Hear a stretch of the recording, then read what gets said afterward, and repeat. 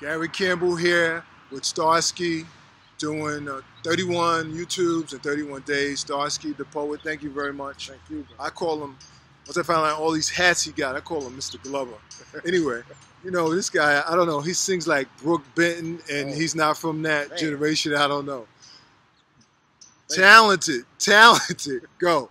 Tell them what you do. Well, the earliest stages was poetry, so write and perform poetry. Started producing poetry shows, open mics, and feature presentations.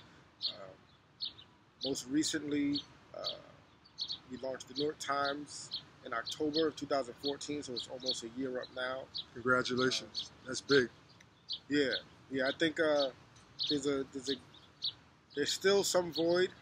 It is being filled by not only the New York Times, but other sites like Brick City Live and New York Post and locallynewark.com and New York Inc. just launched.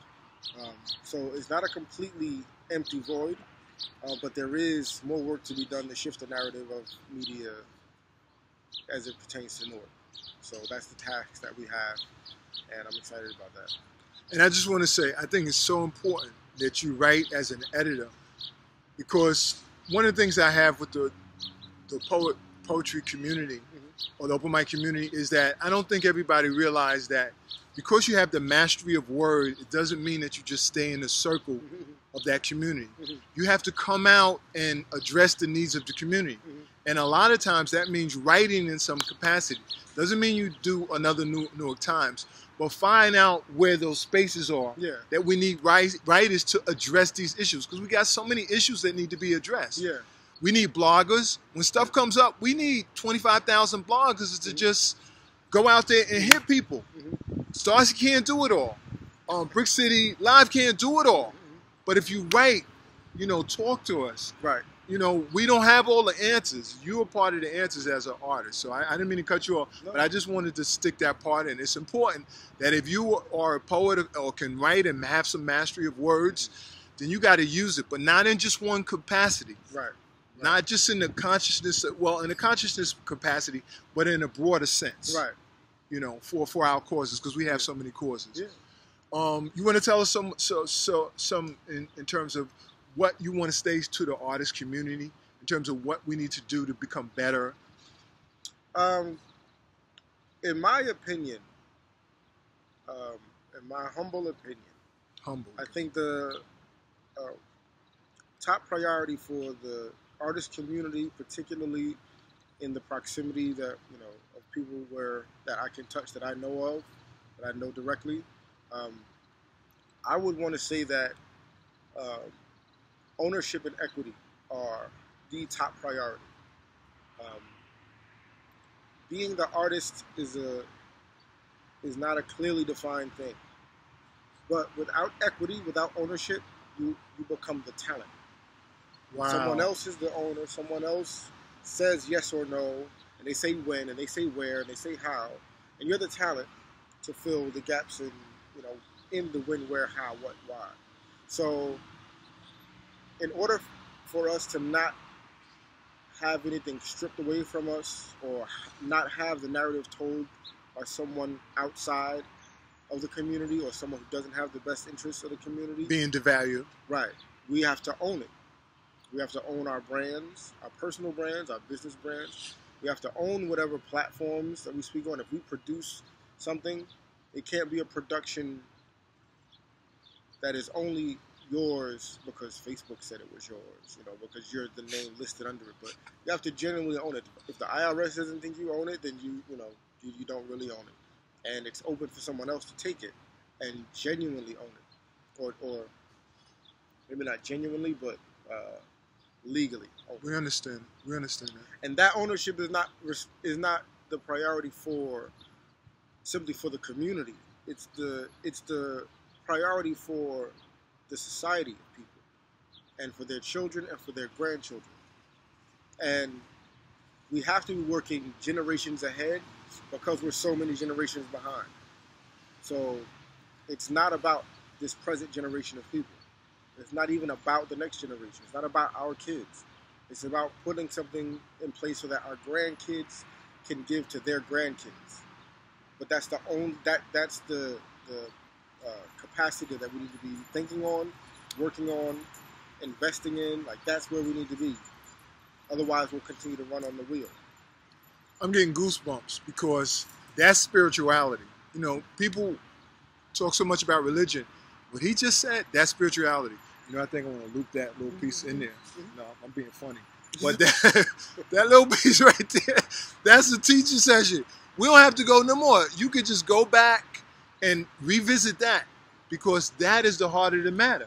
Because we don't change anything if we don't have the value. Right. I mean, the real value, not what Joe or saying, the real, true value. But now, there's a problem there. Where are we going to get that training? Where are we going to get educated? Because we do need, not necessarily a school, but somebody needs to pick that up. It doesn't have to happen through an institution. Right. I agree. It does need to happen and grow exponentially. But that happens in this right here. Right. So I agree. If I say we all sit down and talk to each other, we all do that, and we talk about our interests, we talk about our passions, we talk about our pursuits. In these conversations, we need to include, okay, so how do we put the paperwork together? How? Right. And there are enough people who know how. It doesn't require a curriculum of information and education. It's in New Jersey, it is simply, you create an LLC. You can do it online at irs.gov. You can create your employer ID number, your EIN, and you can go so far as to federally trademark your brand if you feel that it's that valuable, and hopefully whatever you're working on, you believe is that valuable. But those things can all be done on the internet. So it doesn't require going down to any municipal office or there's no long, chain of command that you got to go through and talk to clerks and all that stuff that needed to be done, in the past, just 20 years ago. But that's how you own what you have invested in, emotionally and financially, but that's the conversations that need to be had, and there also needs to be timelines put in place. So it's like, it's cool if we have the conversation and we talk about equity and ownership and getting an LLC and da-da-da-da-da. If 3 months down the line we're having that conversation again, well, the problem isn't information. The problem is execution. So we need to then take our own accountability and responsibility for executing what we do know. There's a long list of things we don't know that other cultures and societies they've known and they've passed down for generation to generation. But for what we do know, we have to execute. We need to get this part out of the way, and then when we get to those other walls, we'll deal with them. Yeah, because they'll come up, but they're only going to come up once we get to them. Right. They don't come up if we didn't get there yet. Right. So, in a real sense, I hear you saying that our communities, whatever those circles are, whether it be open mic, we need to take some time to talk about this and then have that built-in accountability. Mm-hmm. So if you have 15 artists, and we have a meeting in March or June or July, then we have to hold each other accountable to say everybody should have their paperwork done before the end of the summer. Yeah. And then have that second meeting or third meeting. Yeah. So then by the winter or by next spring, everybody, the entire group is at a different place legally. Yeah. And that we know we can push forward. Yeah. And again, this is only my opinion and my perspective, and I have the perspective of a parent because I'm a parent. But which is very good. We don't owe each other this thing, Because and if it was only about the community of people, this circle of people, then we probably would never pay what we owe. But we owe our children and grandchildren. We owe them that, and hopefully we value them enough to pay them what we owe them.